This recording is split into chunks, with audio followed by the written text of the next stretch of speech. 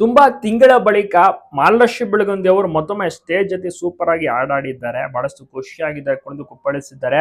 ಮಾಲಾಶ್ರೀ ಬೆಳಗುಂದಿ ಅವರು ಕೂಡ super singer, ಸಿಕ್ಕಾಪಟ್ಟೆ ಸೂಪರ್ ಆಗಿ ಹಾಡಾಡ್ತಾರೆ. ಮುಂಚೆ ಎಲ್ಲ ಒಟ್ಟಿಗೆ ಆರ್ಕೆಸ್ಟ್ರಾ ಟೀಮ್ ನಲ್ಲೆಲ್ಲ ಪರ್ಫಾರ್ಮೆನ್ಸ್ ನೀಡ್ತಿದ್ರು. ಮದುವೆ ಬಳಿಕ ಸ್ವಲ್ಪ ಸ್ವಲ್ಪವೇ ಕಡಿಮೆ ಆಗ್ತಾ ಬಂದ್ರು. ಆಮೇಲೆ ಮಗು ಆದ್ಮೇಲೆ ಇನ್ನಷ್ಟು ಕಡಿಮೆ ಆಗೋಯ್ತು. ಯಾಕಂದ್ರೆ ಮಗುವನ್ನ ನೋಡ್ಕೊಳ್ಳೋದ್ರೆಲ್ಲ ಬ್ಯುಸಿ ಆಗ್ಬಿಟ್ಟಿರ್ತಾರೆ ಮಾಲಾಶ್ರೀ ಅವರು.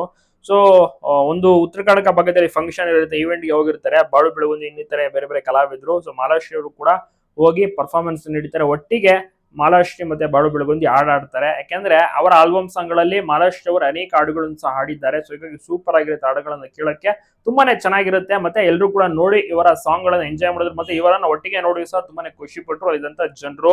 ಬಾಳು ಬೆಳಗುಂದಿ ಮಾಲಾಶ್ರೀ ಅವರ ಒಂದು ಕ್ಯೂಟ್ ಸಾಂಗ್ಸ್ ಗಳೇನಿದೆ ತುಂಬಾನೇ ವೈರಲ್. ಮತ್ತೆ ಎಲ್ಲಾ ಕಡೆಯಿಂದ ಕೂಡ ಜನರು ಇವ್ರನ್ನ ಕೇಳ್ತಾನೆ ಇರ್ತಾರೆ. ಮತ್ತೆ ಉತ್ತರ ಕರ್ನಾಟಕ ಭಾಗದಲ್ಲಿ ಇವರಿಗೆ ತುಂಬಾನೇ ಫ್ಯಾನ್ ಫಾಲೋವಿಂಗ್ ಕ್ರೇಜ್ ಇದೆ.